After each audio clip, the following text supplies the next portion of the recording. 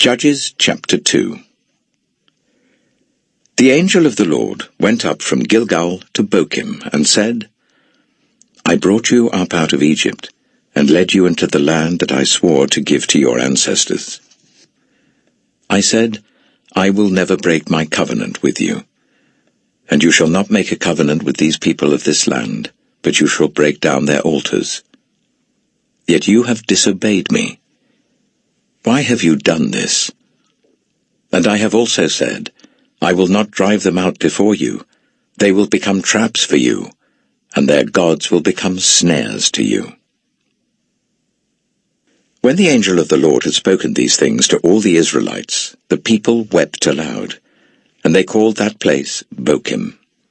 There they offered sacrifices to the Lord. After Joshua had dismissed the Israelites, they went to take possession of the land, each to their own inheritance. The people served the Lord throughout the lifetime of Joshua and of the elders who outlived him and who had seen all the great things the Lord had done for Israel.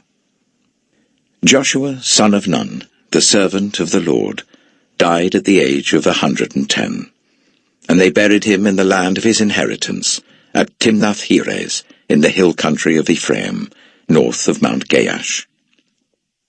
After that whole generation had been gathered to their ancestors, another generation grew up, who knew neither the Lord nor what he had done for Israel. Then the Israelites did evil in the eyes of the Lord, and served the Baals. They forsook the Lord, the God of their ancestors, who had brought them up out of Egypt.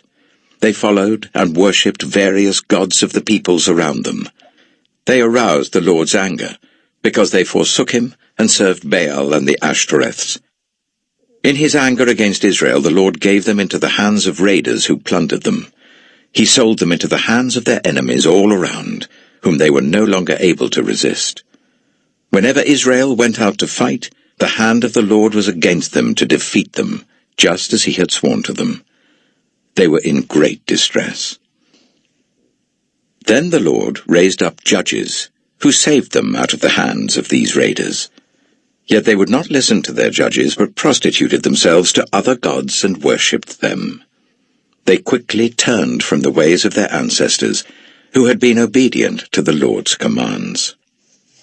Whenever the Lord raised up a judge for them, he was with the judge and saved them out of the hands of their enemies, as long as the judge lived. For the Lord relented because of their groaning under those who oppressed and afflicted them.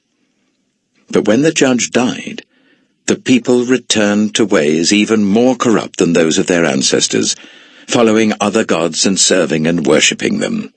They refused to give up their evil practices and stubborn ways. Therefore the Lord was very angry with Israel, and said, Because this nation has violated the covenant I ordained for their ancestors and has not listened to me, I will no longer drive out before them any of the nations Joshua left when he died.